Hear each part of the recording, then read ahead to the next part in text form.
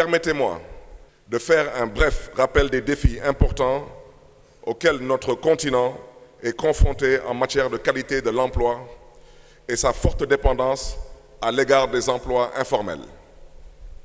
Selon le Bureau international du travail, 95% des jeunes travailleurs africains sont employés dans le secteur informel, ce qui souligne l'importance de ce secteur en tant que pourvoyeur d'emplois sur tout le continent. Toutefois, les possibilités d'emplois salariés formels sont limitées et principalement axées sur le secteur des services, l'industrie manufacturière représentant moins de 5% des emplois. Pour bien cerner les défis auxquels est confrontée la jeunesse africaine, il est aussi important de tenir compte du nombre de jeunes non scolarisés, sans emploi et sans formation. En Afrique, ce sont 90% de jeunes qui ne poursuivent pas leurs études au-delà du secondaire. Par ailleurs, la difficulté d'accès au financement est majeure. Les structures formelles de financement, telles que les banques et les établissements financiers, imposent des conditions restrictives pour l'octroi de crédits, telles que la nécessité de garantie, d'ancienneté de compte, ce qui limite l'accès au crédit. La microfinance et la nanofinance ne répondent pas toujours aux attentes de toutes les communautés. La banque Grameen, fondée par Mohamed Younous au Bangladesh en 1983, offre des prêts à des groupes de femmes appelés groupes d'emprunteurs, qui se portent caution mutuellement dans le cadre de l'approche dénommée Banque des pauvres. Les prêts sont accordés sans garantie ou hypothèque et destinés à soutenir des activités génératrices de revenus. Cette approche a connu un grand succès au Bangladesh et est devenue une référence mondiale pour l'accès au crédit pour les plus démunis. À quand la banque des plus vulnérables au Sénégal? Le FODEM, Fonds de développement municipal, qui accompagne les jeunes et les femmes entrepreneurs de la ville de Dakar, pourrait éventuellement être la solution. Je voudrais à ce titre rendre un vibrant hommage à Madame Samb, directrice du FODEM, pour tous les efforts consentis dans la formation et dans l'accès au financement pour les jeunes et les femmes.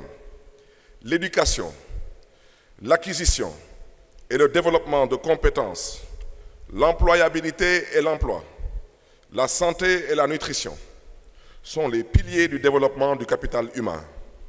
Il y a urgence à agir car le temps ne joue pas en notre faveur. D'abord, en tant qu'ancien maire, je mesure le rôle crucial de l'économie sociale et solidaire comme instrument de lutte contre la pauvreté et la marginalisation sociale.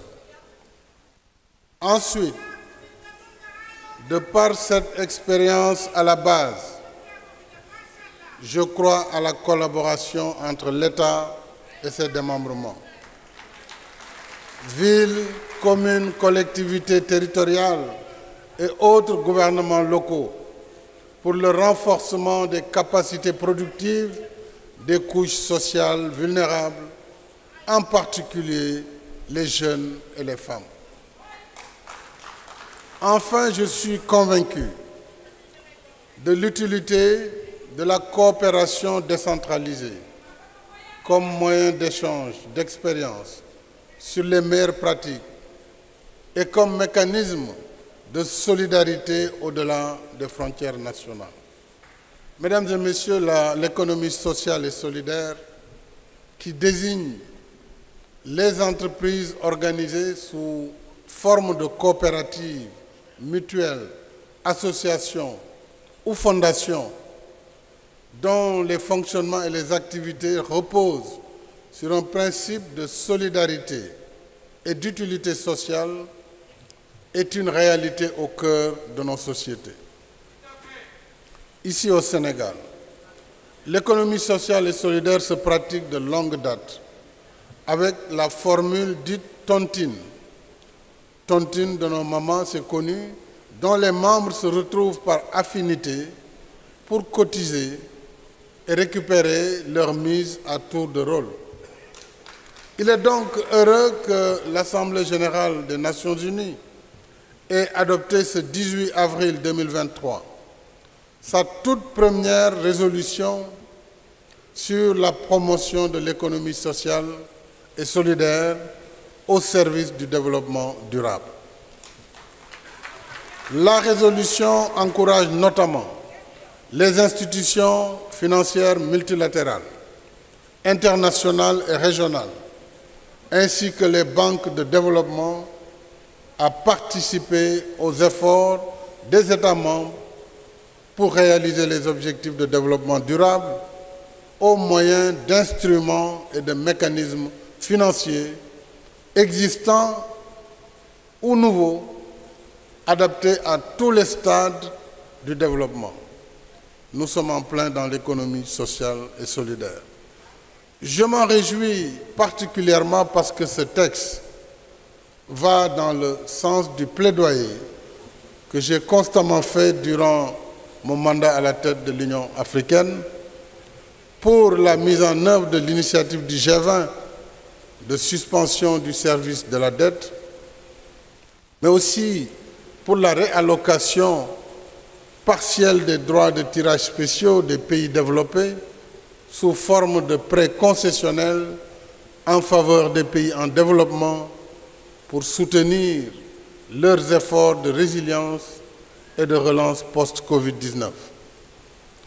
C'est dire, mesdames et messieurs, que dans un contexte de crise exacerbée, l'économie solidaire doit également s'appliquer à l'échelle internationale.